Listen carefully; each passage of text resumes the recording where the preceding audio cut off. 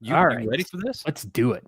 Yeah, so let's get into this. So there's a bunch of people watching the show tonight. Everybody get your questions ready because I know everybody that's traveling to Germany in a few weeks, you've probably got 1,000 questions, and Christian is going to be here to answer all 1,000 questions, and he is excited to answer them all. So here we go. So live from, we didn't ask where, but somewhere in Germany, we have Christian Feicht on the show, and yeah, we're just going to talk about Worlds. So here we go. How you doing, my friend? Hello. Good morning. Good. Yeah. Good morning. How's your day going so far? So far, pretty good. The Wi-Fi seems pretty stable. So yeah. So have you been to sleep yet, or are you still up from the day? No, I just got a bunch of sleep from I think 10 in the evening till about 1 in the morning or so. Yeah. So a little bit of sleep was necessary. Yeah, well, you're ready to go now, and yeah, we've got a bunch of questions for you. So we already have a lot of comments in German already popping up in the chat. That people are trying to be funny. So we don't know what it is. We don't know what it means. Can you see that question? Yep, I can see the question. What does it say? What's that say, and what's Andrew asking here? As far as I would interpret it, it would be. What kind of attractions are there in Germany or in our region? There you Disney go. World. No, not quite. But Burghausen is famous for having the world's longest castle. That's for sure. It's about, I think, a 5-minute walk from the event venue away. So you can check out the castle. If you want to. It's about, I think, 1 kilometer and 100 meters long.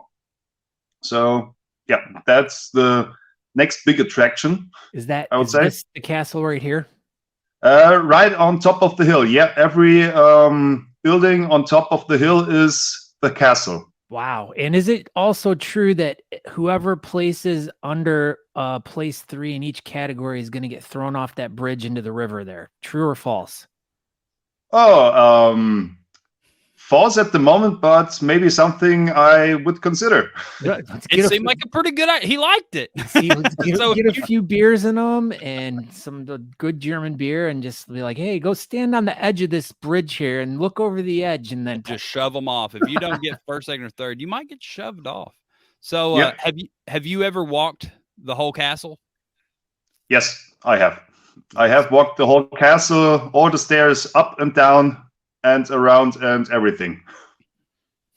Wow. Does it have so like, is it just like, how old is it? How long has it been around? Oh, that's a tough question. I would have to look that up, but I would guess probably more than 1,000 years.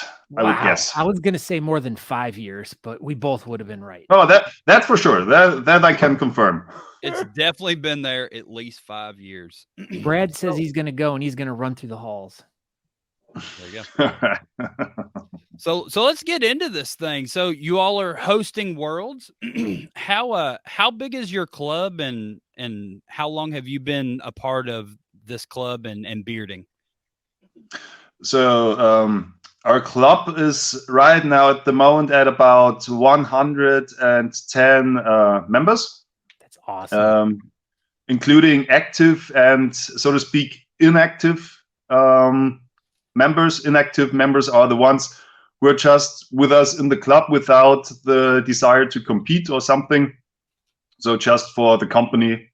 So our wives, girlfriends, for example, children, that kind of stuff. Yeah. And what was the second part of the question again? How long have you been in the beard world here? Yeah. I started back in 2016 with the German championships at the time. I didn't know anything. I knew a couple of people who were famous back then and just tried it out myself. went pretty well in full beard natural styled mustache. I got last in the category, questioning if I was made for that. And I met the people from the club. And about a month later, there was a small competition in Bavaria where I tried the first time freestyle. I won the competition, and from that point on, I was hooked. Wow. Yeah. Well, that's what it took for me. Exactly the same thing. It was went to a small competition, had no idea what I was doing, didn't know anything about anything, met some really great people that were in a club, won first place. And it was like, I've been on the run for the past like 12, 13 years doing it. So yeah, that's great. That's kind of how it went for me as well. I think that's a lot of people's story of how they got into it. Was just they just happened to like stumble upon a local beard and mustache competition, and they go to it and they meet some great people, have a great experience, learn about the community and all the cool things that they do. And the next thing that becomes their lifestyle, which is really cool. Yeah. I can confirm it. All right. So we're just going to start knocking out this list of questions I told you earlier, and I'll tell everybody that's watching. So what we did over here today is just kind of asked a bunch of people in the United States, mostly, that we knew that were going to Worlds. We put out the question. We're like, hey, we have an opportunity to ask the man himself questions, and everybody had tons of questions. So I probably won't get to everything, but we'll just ask a few of them here. So one of the top ones was, what kind of event merchandise can we expect at Worlds? Yeah, are you guys going to have like t-shirts, patches, stickers? Like, do you guys have anything lined up for this? So merchandise is specifically for the World Beard Moustache Championships with the design logo, etc., etc. It will be a little bit few of them. We're planning on doing stickers. We're trying to get, I don't know what it's called in English, the things you put on your head, needles, like something. Like a pin? Refrigerator. Yeah, like a pin. That was the word I was there it is. searching. But every competitor who's registered, who will be part of the competition, is getting a goodie bag from our main sponsor, the Blackbeards, not just with their products, but from all over Germany, from beard companies or the German-speaking regions, as I speak. So yeah, that will be available for every competitor. And we're still planning on what is possible within our budget and so on, to even maybe stretch it out a little bit from the merchandising standpoint. So you already brought up Blackbeards. Are they going to be your only vendor at Worlds, or will you have several vendors? We have them as our main sponsor. That's the one thing, because they're greatly supported us throughout and still supporting us, like I said. But they're not the only ones. The other ones who are supporting us, our sponsors, taking a little lesser role, so to speak. For example, the city of Burghausen is a sponsor in that kind of form. If we should have made mistakes in our calculation financially, they would take over the deficit, they said. Wow. So we have pretty good planning security from that point on. That's a sponsor that's helping us. Our premium video partner, which is a video organization here from the region, who are helping us out tremendously with the documentation, with the hosting of the competition on stage. Yeah, that kind of stuff. And like a bunch of minor supporters who, they're donating us money to do something with it. Mostly regional businesses. Yeah. Nice. So with this company that you have that's coming in to do the videoing stuff, is that going to be broadcast anywhere? Are you guys doing a live stream? Is there like, so us people in the United States who aren't going like myself, am I able to like watch it live streaming on the internet, or is there going to be like a video after the event? Yeah, the premium partner from the video, like I mentioned, will be putting out videos from each day, from all 3 days on their platform. And concerning the live stream, we are just working out the details with another company who will take over the live streaming, and they are, I think, will be streaming about Vimeo, the platform, if I remember it correctly. Yeah. So we're still working with them with the details, how the live stream should go, and so on. So there will be a live stream, and so, once all the planning is done, we will promote that platform and how to get to it, and so on. Yeah, and then once we find out what it is, we'll also share that link with everyone, and additionally, we'll try to spread their stream out as much as possible, so as many people can be watching, you know, from our audience and stuff like that, and all over the United States. So at least the people like myself, like I said, who can't be there, can at least enjoy watching what's going on and experiencing it, and watching our friends compete and everything like that. So that's really cool. That's a good asset to have, you know, and especially if they're going to be making videos and stuff that, you know, you guys release after the event, it'll be great promotion for not only your club, for the town. You know, it's a good thing to have in your back pocket. So that's really cool. Yeah. And they will be working, our premium video partners, pretty much 3 days straight. They will film the event, go back home, start editing and cutting, and be there the next day to film the next day. Nice. So there will be pretty, a lot of work for them. So here's a real good question coming in from the comments. Is this going to be helping a charity in Germany? This event? Yeah, the charity, we will donate all our profit that we will make from the competition, from the event, will be going to let me think about how to say it in English, an organization from the German Red Cross, who are helping children with cancer and their families, or families who are affected by children who have or had cancers.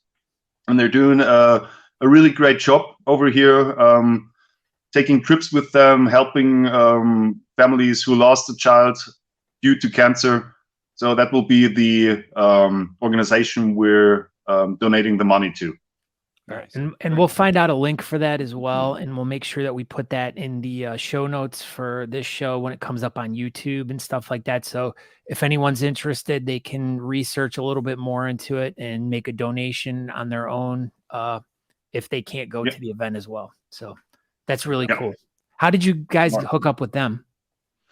I mean, they're pretty known around here in the region because of their work, and I would say almost every third to fourth event around here who has a charitable background donates to them, because they're solely exist of donations. So they get no funding, etc., from the state or from someone else. They're solely relied on the donations that they get to do the work they do. Have you worked with them in the past? No, not really, because I moved here in this region about when COVID started in 2020.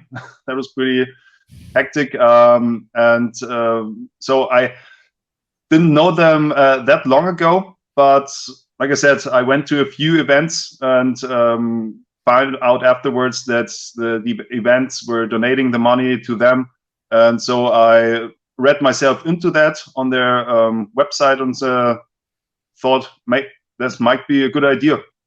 Nice. Well, another question that we got on the list from today is what kind of food will be at the venue?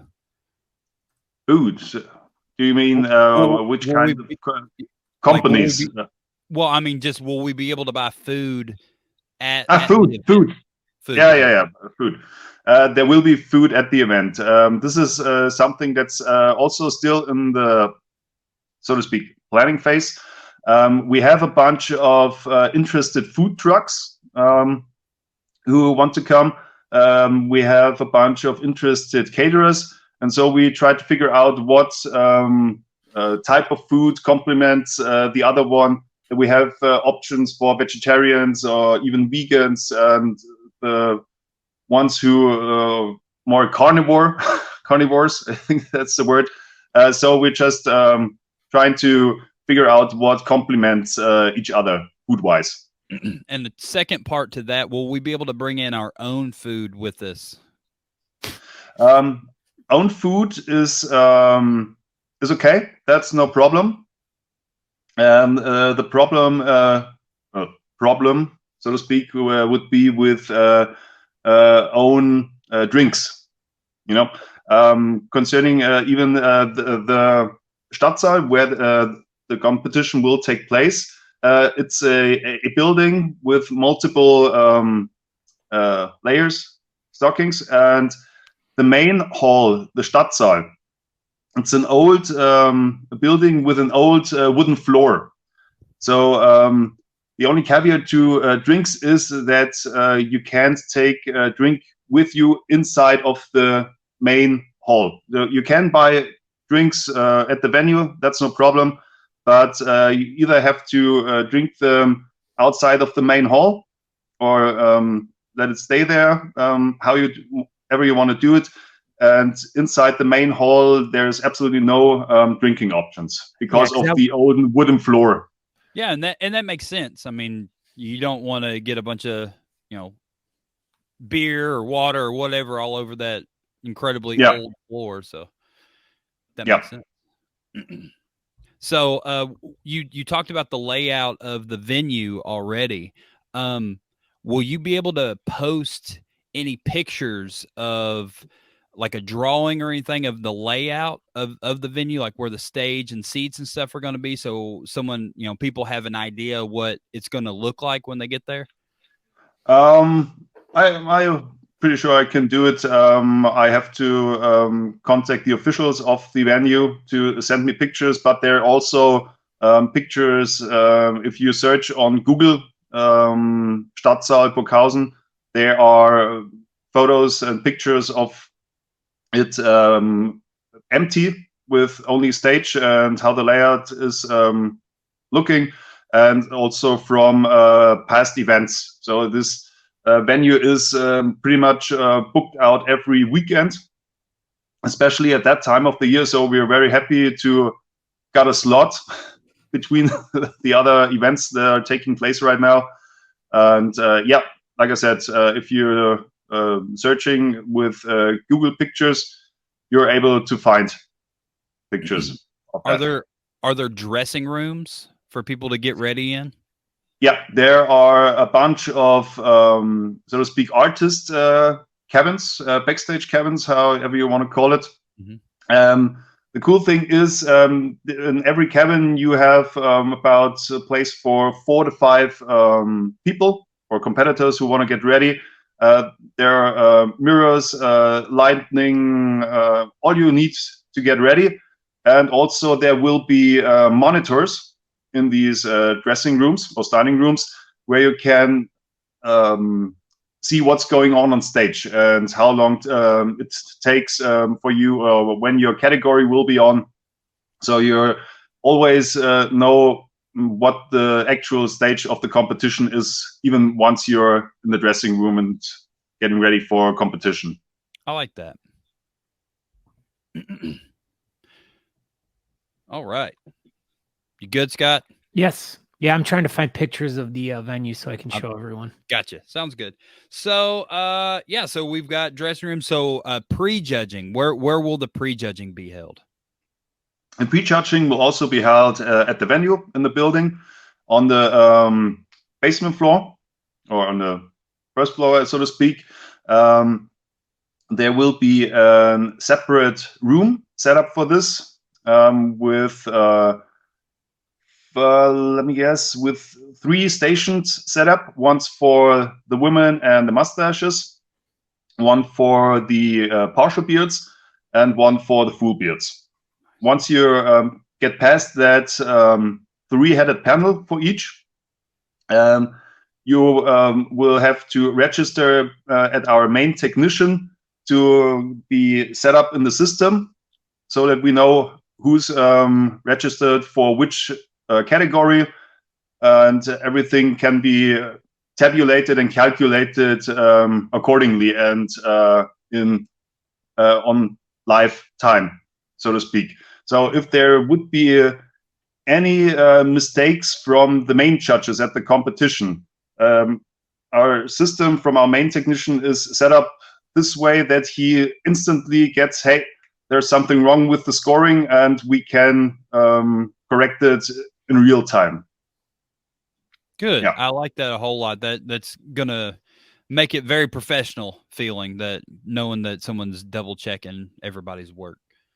Yeah, absolutely. The scoring will be shown on stage for every competitor, and the scoring will then immediately be calculated and tabulated within the system. Our main technician is sitting by the side of the stage, and as long as the category is over and done with, he will check, oh, is there something wrong? Is everything right? And till he says everything okay, everything all right, nobody is leaving the stage. So you said when the judges score you, you're going to see your score. So are they going to be holding up the scores? Yeah, okay. That's right. Okay. They holding up the scores.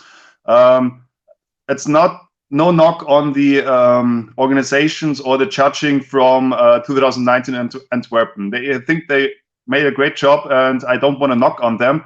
But as you know, the scoring was closed at that competition, so you didn't see who scored actually, which judge scored accordingly, every competitor.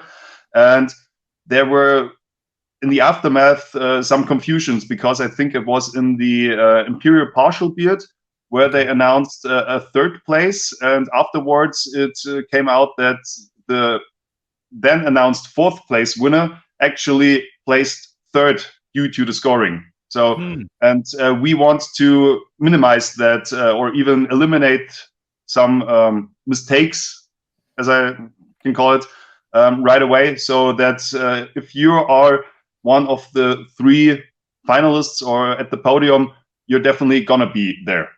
So we want to make sure with the scoring system. And that makes sense. It's worlds. You don't want any scoring mistakes. You don't want that, and that makes sense. Yeah. So like I said, no knock on the guys in Antwerpen. They did a great job.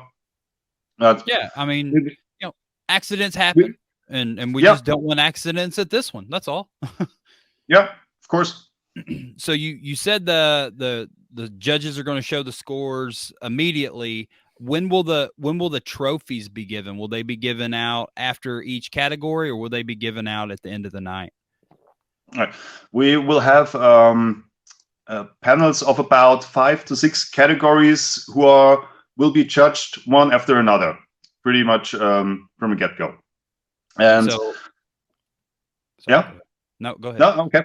And after these, like I said, 5 to 6 categories, we will announce the finalists, so the top 3 competitors, but without who is going to make 1st, 2nd, or 3rd, just who will be on the podium. And the actual trophy representation will take place after the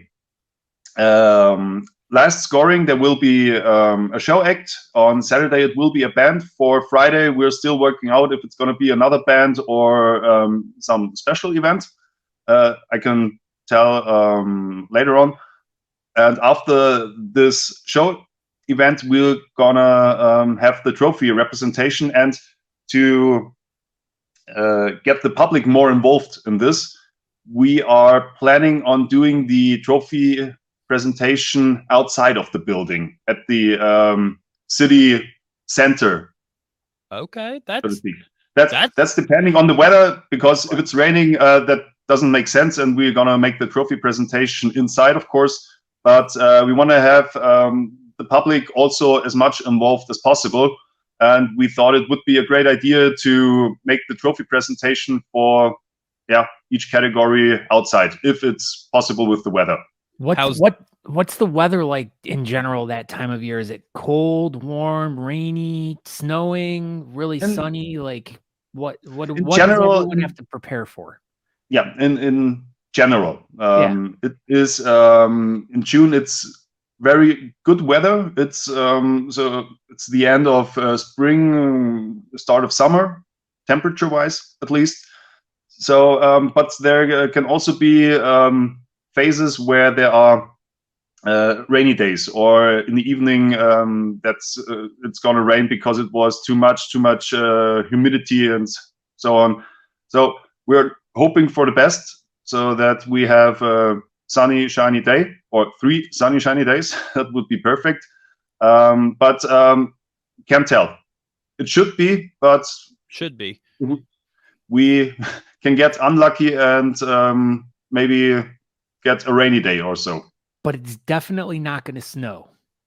No, definitely not. No, that sure. would be that would be an absolute surprise that we don't even consider be possible. It would make for a very interesting event then, for sure. So Scott, I'm surprised you didn't jump on that. He said that there's going to be a band on Saturday. Oh my gosh. I'm surprised you didn't ask who the band was, or have an idea who it could be. You guys got Rammstein, I know it, but I'm not going to tell everyone, because I mean they're a German delight, I hear. But am I going to guess? Is it going to be your band? Because as I was doing research about you the other day, I was really digging deep and found some really cool stuff about you. You used to be in a band. You're a bass player, right? I used to be in bands and was a bass player because I was too bad at guitar. Oh, that's why I was a drummer, because I was too bad of a singer. Yeah, so you're not in Rammstein then. No. Dang. And they are not the band that's playing. And it's not David Hasselhoff, is it? David Hasselhoff? David Hasselhoff would be great. Unfortunately, he is not. All right. I mean, I can make a couple phone calls. Maybe we can get David Hasselhoff for Friday night. Andrew Matz. I would take him. I would take him. Your Sugar Ray. Is he still really big in Germany? I don't know in general, but to be honest, I won't say I didn't like David Hasselhoff. He just never really interested me till I met my now fiance.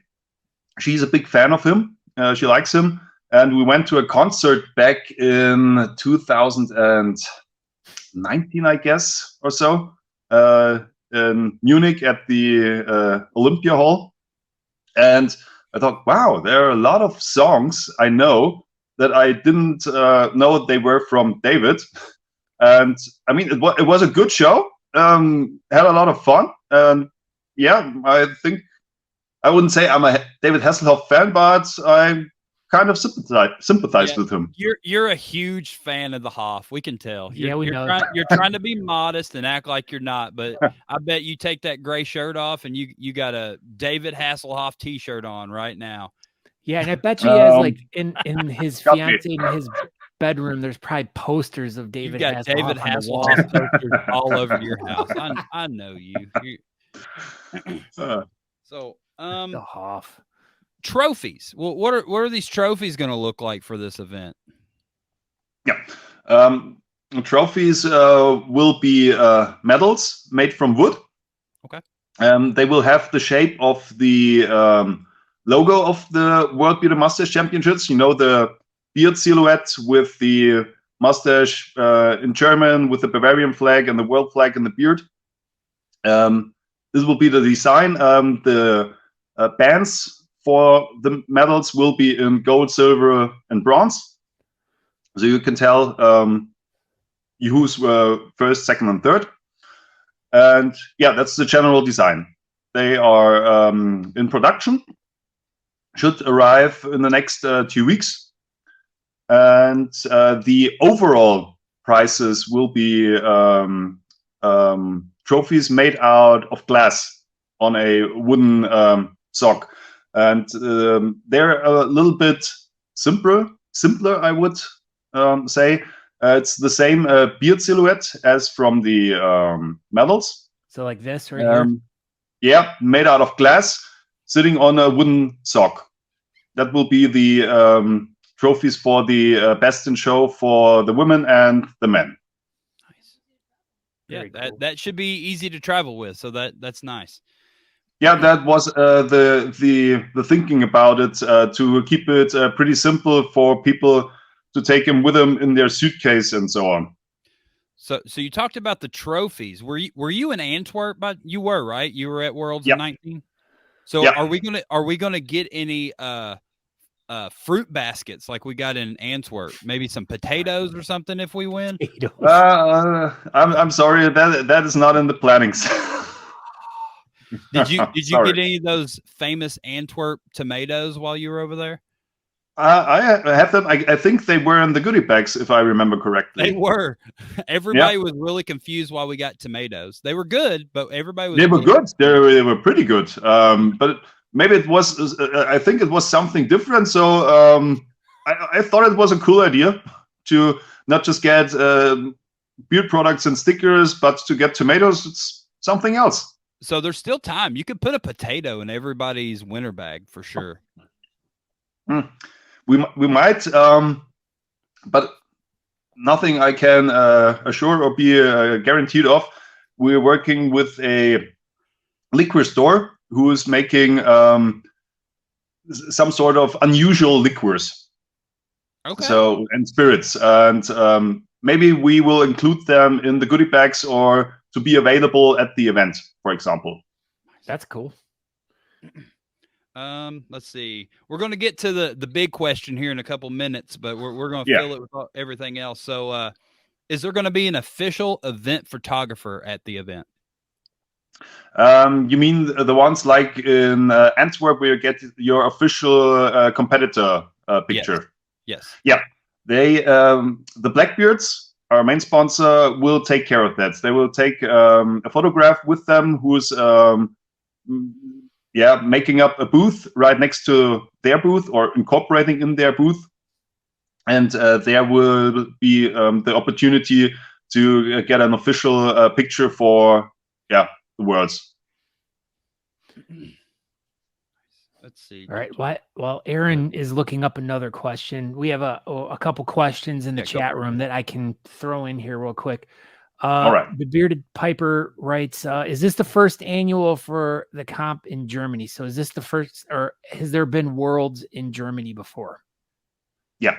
As far as I know, this whole bearding thing, at least, let's say, semi-professional, started in Germany back in the early 90s, something like that. Mm-hmm. And I think 95, yeah, that's possible. And I think the first 2 or 3 world championships have been in Germany. And then it took on to spread over Europe. In 97, I think the world championships were in Trondheim, if I remember correctly, or Sweden or something like that. I know back in 2001, the championships were in Schönberg in Germany. 2005 was Berlin. Then 2013 was in Leinfelden-Echterdingen in Stuttgart. Yeah, like Brian wrote in the comments. Yes, there you go. So, and our club has the honor to host already our second World Beard Moustache Championships back in 2015.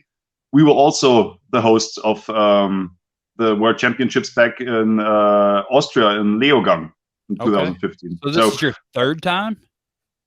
No, it's for the club. It's the second time we host. The second time we hosted back in 2015 in Leogang, Austria, like I said, and yeah, now we spontaneously got the bid for that one. A pretty bit, a little bit unexpected, to be honest, but we're glad to have the chance. There you go. All right, Aaron, do you got the next question for him? Because I know Shannon's that was my next question right there, but go ahead. Yep. So what about parking at the venue? Like, is there plenty of parking for everyone to drive their cars there? Considering it is in the city center of Burghausen, at the Old Town, there are parking opportunities there, but nothing specifically exclusively for the venue itself. They don't have exclusive parkings only for that venue. We're still working on that with the city of Burghausen, what opportunities we would have to get as many parking opportunities as possible for the people who are traveling by car. But I think if you are not afraid of a little walk, let's say about 2-minute walk or so, there are plenty of parking opportunities in the area. So if we will get a small amount of parking opportunities, there will be a lot right around the corner where, like I said, you will have a 1-minute or 2-minute walk to the venue or so. All right. So here's another side question that I know is not on Aaron's list, but this question just made me think. You don't know my list. Shut up. I do too know your list because you read it to me earlier, but this made me think of another question. But do you guys have like the ride share services like Uber or Lyft or anything over there? I know there are Ubers in Germany. I personally don't use them a whole lot, to be honest, never. Right. So, but there are services like taxis or cabs, and buses and stuff like that. You can even go by train to Burghausen if you're that far away with your hotel, for example. So yeah, there are opportunities for transportation. Or you can also reach out to someone who's a pilot and you can parachute in. There's just limitless options. Hot air balloon. That would be an epic entrance for the competition. And probably, I would say the judges that you should get extra points for that, for the entrance. Aaron, here's a good idea for you. I'm renting a helicopter and I'm going to parachute in. There you go. Andrew is going to fly me over in a helicopter. There we go. Thank you, Andrew. And he's going to fly, and then right as you jump out, he's going to flip it over real quick. No way. That would be mean. I would get chopped up, Scott. That's not going to work. A chopped Aaron salad. Okay. Back on track here. So Alan Eckert asks, is there a competitor count yet? Do you know how many competitors there are that's already registered? Yeah. Let's take on the topic of registration a little bit deeper. Okay. The count at this current moment is 326 competitors who are registered. Okay. Yeah, that's already a big success. And if you factor in the number of companions and spectators who were registered with these competitors, we are at about 620 people. Okay. The maximum capacity as of planned right now for the venue is about 600 people. So we're already slightly over the capacity of the venue.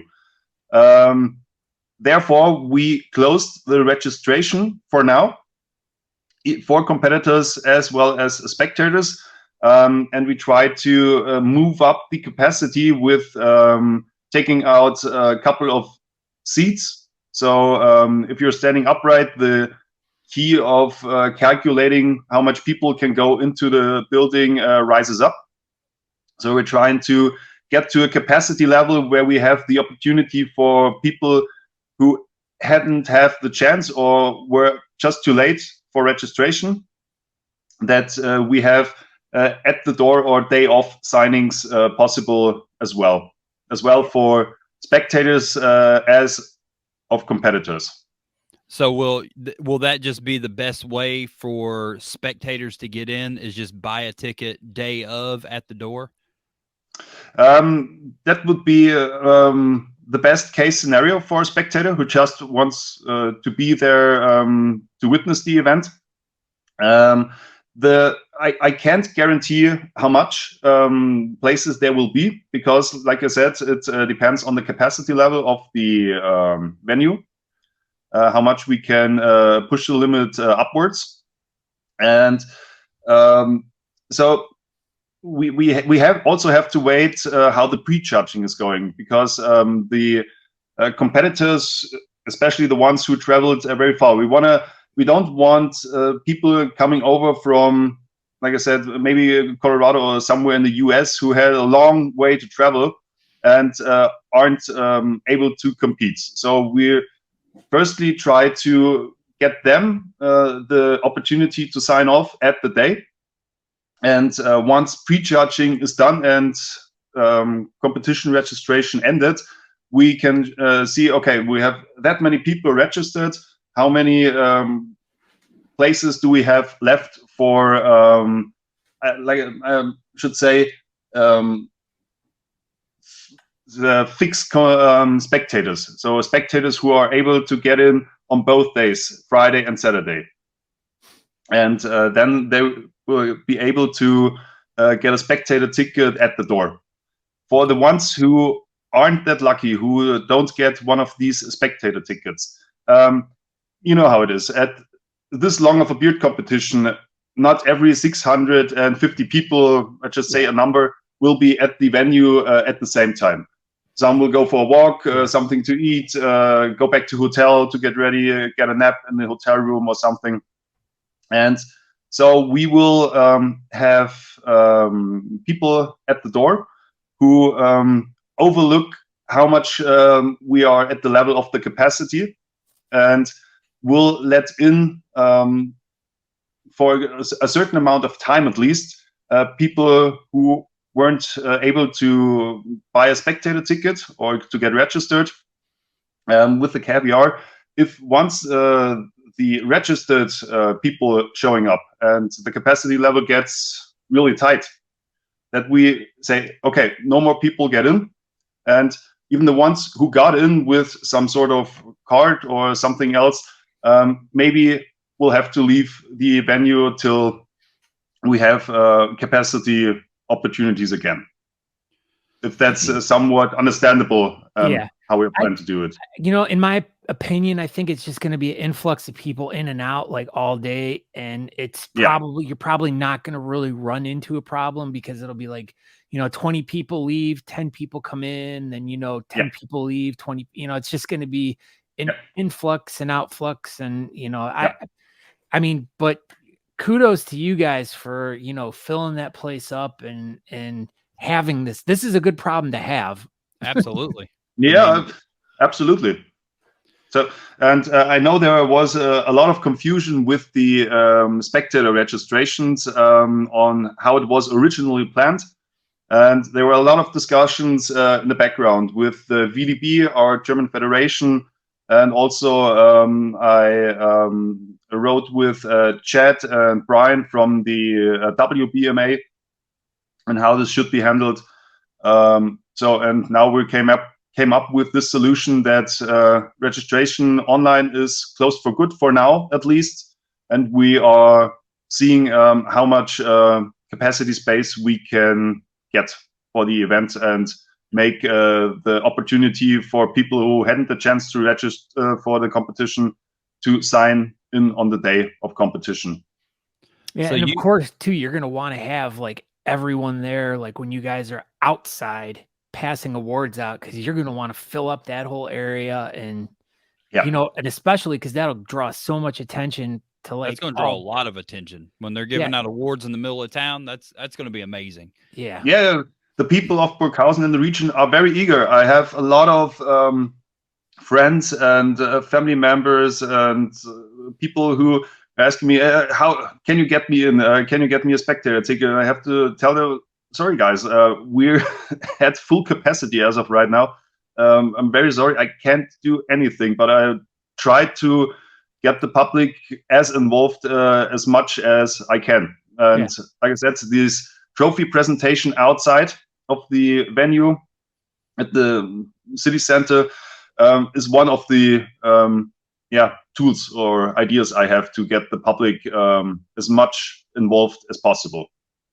So back to the tickets. Another question was, if I know we've kind of already talked about this, but if you get a competitor ticket for Friday, do you still need to buy a spectator ticket for Saturday, or does that competitor ticket get you in both days?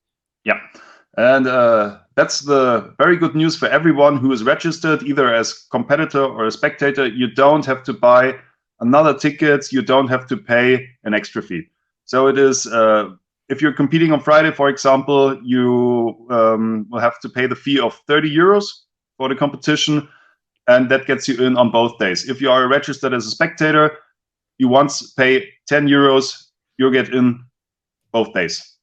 So with that being said, what is going to be the preferred method of payment day of? Would you all prefer cash or just credit? At the venue, it will be only cash. Okay. Well, that's good to know. So so that's going to be just euros. They're not going to take American dollars or anything like that. Okay. Yeah. So just everybody keep that in mind. So you need to get some euros and make sure that you have those readily available. What about when buying food inside the venue or the food trucks? Would that just be cash as well, or do you think those people would take cards? I don't know for sure, but I would guess mainly cash. Okay. I guess there might be maybe one or two who will accept credit cards, but don't want to guarantee it. So I would guess from personal experiences that it will be cash. Okay. Here we go. So are there advance tickets online or only at the venue? Brad is coming. That's why he's asking that. Okay. No, there won't be advanced tickets online. Like I said, everyone who registered already on the online platform, you're in a list that I created, and it's making my life very miserable the last couple of months. I can imagine. But you're at that list if you're registered, and the list will be at the venue at the entrance. And there you will get either you're on the guest list as a spectator or a companion, and just need to pay the 10 euros and you're in. You get a wristband and good.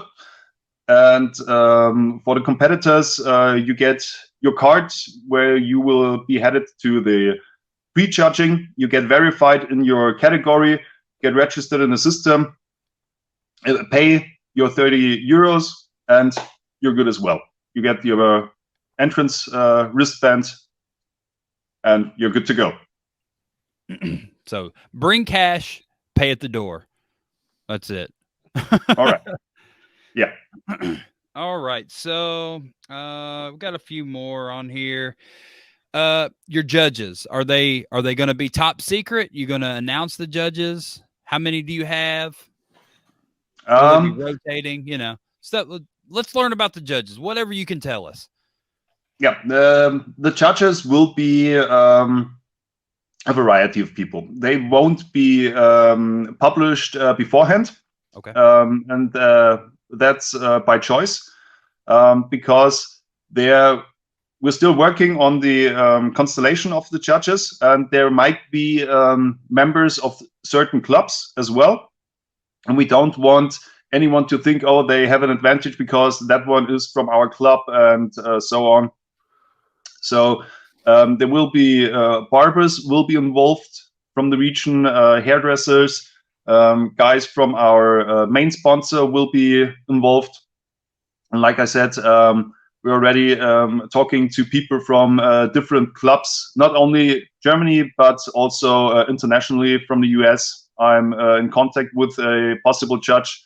So, yeah, but there will be judges from beard clubs who are attending the event, and we don't want to get the impression of, oh, that judge only scored high for their club members or so. So that way we keep them secret till the event. And like I said, that's by choice. Makes sense. I mean, because you don't want people out here trying to pay off judges or anything before the event. Yeah, something like that. Yeah. That's what Scott would be doing. I try to pay him off with donuts. And speaking of donuts, is there a good donut place in and around the event, or are your guys' version of donuts pretzels? I think pretzels would be a lot easier to get. That's what I was thinking. Donuts. I think there will be somewhere donuts available, but man. Solely only selling donuts or something like that. There was one a couple of months ago, but I think it's closed due to lack of interest, I guess. Oh no! And I can't remember a donut place, a solely donut place around Burghausen. No, sorry. No donuts. Dang. You gotta find them. I'll look. Maybe I will find them. Okay, good. Good, fine. Oh my gosh, we got donuts. What? I think that's about it. Oh, here we go. So there was two more doors. They open at 10 o'clock Friday and Saturday, correct? Yeah, 10 o'clock the doors will open for the registered competitors and spectators. And after pre-judging is done, and we know we have this much space left. Under the capacity, people will be able to buy spectator tickets at the door. Perfect. What about this one? Lodging. Is there lodging in town? And what's that? You know, is there hotels, places close to the venue? Or are you guys offering any type of like discounts, or did you partner up with a hotel in the area to get a deal for people coming in? Those are probably all gone by now, right? I tried to partner with some hotels. I don't know what was the problem, but the community was lacking, and the event was coming nearer and nearer. So at a certain point, I had to get out the online registration without having any partner of the hotels. But there are plenty of hotels in and around Burghausen. That's why I included the list of hotels in the region at the info PDF I was handing out online, so people can look for themselves. But unfortunately, we didn't get a partnership with the hotels around here. Well, apparently you can go camping with Brad at the alpaca farm. Yeah, there is an alpaca farm right around the corner, I would say. The bridge you referred earlier, where people are getting thrown off of. Yeah, the where the people are gonna get thrown off if they're that bridge. This is literally right around the corner of the venue, so it is about a 20-second walk, and you're on this bridge. If you cross the bridge, you're in Austria, and about, I think, another 3 to 4 or 5 minute walk, there's an alpaca farm where you can watch alpacas, pet them, something like that. And apparently our guys from Detroit are camping out with the alpacas. That sounds like something that the guys from Detroit would do. Yeah, that's a definite Detroit thing. We're staying in a hotel like normal. Okay. But Detroit, they're sleeping outside with the alpacas. All right. I mean, Jason Schaefer asked a question. Where did it go? Right here. He asked the original one. Yeah. Okay. So his question is, if competing on Saturday, he means pre-judge on Friday. So are you guys doing like a pre-judging section, or is it like, because usually what we're used to is the day before or whenever everyone comes in, they meet with the pre-judges, they get measured, they get told, all right, this is the category you're supposed to be in. Is that happening on Friday, and people that are competing on Saturday, should they pre-register or pre-judge on Friday? Yep. No, they shouldn't. The pre-judging will take place on Friday and Saturday. for the categories of the day. So on Friday, it's mainly natural beards and beards with a little less styling time and effort, like the mustaches. And I think only the mustaches are really the styled categories on Friday.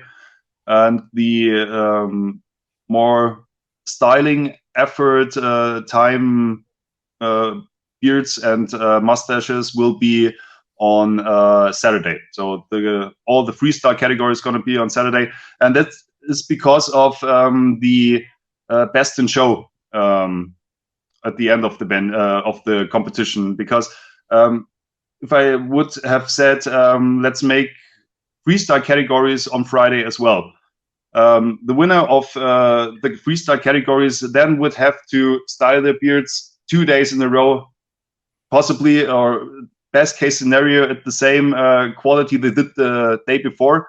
And that is hard to do. I mean, I'm myself a freestyle competitor, and to style my beard 2 times in a row on 2 different days in the same quality as the day before is pretty hard. And so they would have a disadvantage as the best in show. And so we said, okay, all natural beards and beards with less styling effort on Friday, and all the freestyle categories or beards with more styling effort on Saturday. So with the prejudging, so Alan's asking the question. So if he is in the freestyle category, does he need to be at the venue by 10 a.m. or when doors open and that's when they'll do pre-register? Or prejudging was what, from 10 to 12, right? Yeah, from 10 to 12. So you got to be there before 12, Alan. Yeah, absolutely. And if you are in the styled category, for example, on Saturday you are in full beard freestyle, which is the last category of the whole competition at around, I would guess, 18 o'clock or 19 o'clock maybe. You can go to the prejudging, and if you are at your panel, you can have a spray can with you, spray one short amount of hairspray into your beard, then you're not natural anymore and qualified for for the freestyle category. And then they can leave and go get ready. And then once they are in the system, registered in our system, then they can leave, go back to the hotel, or go backstage in the styling and dressing rooms and work on their beard. All right. So basically what you're saying is you have to be there between 10 and 12, get pre-registered, or quote unquote pre-registered, and then you can go back and do whatever you need to do and then show back up at 4 o'clock or 5 o'clock. Yeah, that's totally fine. But you have to be there between 10 and 12 to get prejudged and registered. So what about the whiskerinas? Will they be required to be wearing their beard for prejudging, or will a picture of their beard be good enough for prejudging? The whiskerinas or holding it. The whiskerinas will be required to have their beard with them. They don't necessarily have to wear it already on their face. It has to hold by itself. Either if it is with straps or glued or something like that, they have to have their beard with them, even in hand or already on their face. So that's their choice. Nice. Yeah. Easy enough. And they don't have to wear it if it's possible for them the whole time. It's totally okay for them only to take it on for on stage judging. That's totally fine. And they can take it off right after that. It would be great if they would, if possible, put it back on for trophy presentation. But also that's not necessarily required. There you go. Man, this was you had a ton of great information. we greatly appreciate this. I'm sure. One last quick question, just because as you just did that, what's in your snifter there? What are you drinking? This one. Yes. I'm a really big whiskey fan. In fact, whiskey is my go-to liquor. And since I'm at a podcast of America, I'll have a bourbon. Oh Nice. my gosh, so good. I think it's not the best bourbon, but I like it. And for, just drinking it beside a podcast seems like a good idea to me. Yeah, I that's it. appreciate that. That's from Kentucky, and that's where me and Natalie are from. We grew up not very far from Maker's Mark, so that's pretty wild. I was aiming for the Woodford Reserve, but last second I changed it to Maker's Mark. Woodford Reserve is my all-time favorite. Like Woodford's, well, I don't drink anymore, but Woodford Reserve was my go-to like whiskey, and gosh, I miss it. It's such a good taste. Yeah, I'm more of a Scotch single malt type, but there's no bad whiskey for me, so I like every style: Irish, bourbon, single malt. Oh, everything. And then he asked another question earlier. What about Alan? Like beers, like beer wise? Like, are you guys having a specific type of beer at the event? Is it like we have a partner brewery called Schönram. They are from the region here as well, about 30 kilometers away, I guess, and we will have a variety of beers. There will be, I think, 3 to 5 different types of beers available. Also, non-alcoholic Coca-Cola mixes, juices, water, etc., all from the same brewery. That's why we partnered with them. They also have won prizes worldwide for their beer. So they seemed the right choice for that. And this is going to be my last question, and I'm not going to ask any more. Are there any good coffee shops in the area near the venue? Last question. Coffee shops. Do you mean the ones that you can real find in Amsterdam, or the real kind, like coffee? Coffee. There are a bunch of shops or venues where they offer different kinds of coffee and breakfast, for example. So solely coffee only shops, a little less, but there are a lot of bakeries, I would say it, where you can also get breakfast, get different kinds of coffee. Something like that. Yes. All right. Well, you intrigued me, and I lied. I have one more question. So, what's the weed law look like over there? You brought up the Amsterdam coffee shops. So, what's that look like over there? To be totally honest, it was something in the news that the legal amount of cannabis or something like that, or marijuana, will be raised up, but I don't remember if the law is passed already or if it's still in the planning phase or something like that. So I can't tell you an exact number. That's fine. I was just curious. You brought up the coffee shop in Amsterdam thing, so it kind of made me think about it. I'm sure a lot of people are going to wonder that same question. So Burghausen is not the new Amsterdam, for sure. Nope, definitely not. My gosh. Well, I'm sure we could just keep you on here forever and just keep firing away questions. But, it's 4:00 in the morning where you are, and I'm sure you're ready to go back to bed. So, Christian, now I'm awake. He's up. He's been drinking. We can go on if you want.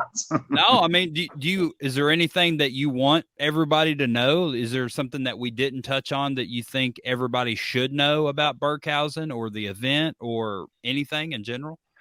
Not in that kind of way.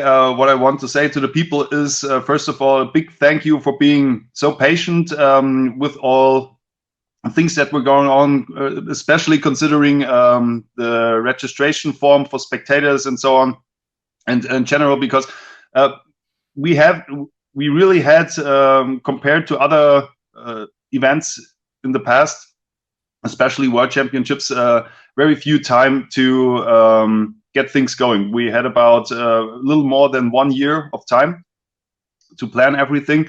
And we knew right away there would be some rough patches and some things wouldn't go the way we planned out to be. And therefore, I'm very thankful for everyone for their patience and understanding of our situation. And we're still working on bringing you the best possible event that we can. And we all are very excited to have you here and looking forward to it. I'm excited to go over there. Yeah, it's going to be pretty cool. Man. Well, you got anything else, Scott Sikora? I once again, like you said, we could probably talk the rest of the night, but I don't want to keep them any longer than we have, and we're already over a little bit. So, but we greatly appreciate. I mean, we greatly appreciate you coming on here and talking about the 2023 World Beard and Mustache Championship. We appreciate the fact that you stayed up this late to be with me and this dork over here. But I wish you the best of luck, most success, and I hope the event is like the biggest and the best one that's ever occurred in the history of worlds. And I congratulate you guys on putting this all together. And as you say, such a short period of time. It sounds like it's going to be a great event, and my apologies for not being able to attend, but I would have loved to have come. And like I said, I wish you the best of luck, and I thank you for being here tonight. Yep. Thank you. Thanks for having me. Well, thank you for coming on, Christian. And I forgot to show this to everybody in the world. We didn't get to talk about this, but yeah, everybody. There'll be live streams of it and everything. So check out the World Beard and Mustache Championships 2023, June 9th through the 11th. And if you're over there in Germany, come stop by, and hopefully there'll be a spectator ticket for you. Thank you, Christian. We appreciate it. Have a great night, buddy. See you later. Take care. You too. Man, that was a lot of information. That was awesome. So what, as I was thinking, as we were talking about the live stream, so what I may try to do is, since I'll be back here in the United States, what I can do is, if you can grab the live stream, and we can restream it on Talking Beards. We can get it up on our website. We can get it through all of our social media. So not only, it'll just make it a lot easier for everyone to find and hopefully get out to a bigger audience. So I'll try to make sure that I take that responsibility upon myself to restream all that stuff that weekend. So everyone I'll do my best to go live a few times and stuff like that, like we did last time. I don't know if I'm going to take a mic and do all that during the parade, but that was a lot of fun. So we might do it. I'll pack some stuff, but you and Shannon can get together again. Yeah. And we can steal Brian's camera and run off with it. That was a lot of fun, but I'm just excited to be over there. I'm extremely nervous about everything, but that would have been another good question. Let's bring them back in real quick. Uh-oh. Hold on, Christian. We got one more apparently. So yeah, I'm here. Last Worlds, there was a parade. Yeah. Are you guys doing one too? Yeah. We're planning to. I mean, it makes no sense if the weather is that bad, it's raining all day, to make a parade with all the bearded people. No one's gonna have fun. No one's gonna show up. So, but it is planned for Sunday. The original time is at 13:30, so around midday. It might be pushed back due to the meeting, the biennial meeting of the WBMA. So it might be maybe at 14 o'clock or so, but around that time. And it won't be that long as it was in Antwerp. In Antwerp, we were walking for a couple for hours, ages. 4 hours. It will be, I think, at the most, it will be a parade that will take about 45, at maximum 60 minutes. It will be no far distance, and maybe half a kilometer or so. So about 500 to 800 meters, I guess. In miles, that's 800. All right. So through the old town, where there are, Burghausen is also famous for having a jazz festival. And all the jazz legends and greats from the past, of the 60s and 70s and so on, they were all in Burghausen, and in the old town. There is a walk where, like the Walk of Fame, I think it's called in America, in Hollywood. There are bronze flags at the bottom with the sightings of these jazz legends, and we're gonna walk right through them. Very cool. All right, one last thing. Can you say talking beards in German? Okay. Talking beards, if we take it word for word, would be sprechende Bärte. That's what I told Aaron. He didn't believe me. Sprechende Bearden. Oh my gosh. Yeah. Well, as I said already, thank you very much. You made me feel pretty good about coming over there now. I feel like I learned a lot and I'm not alone. So thank you. You eased a lot of minds. A lot of people were very worried about tickets, and I think you answered all the questions, and this is going to go amazing. And I cannot wait to be over there. Yeah. I hope so too. I'm looking forward to it.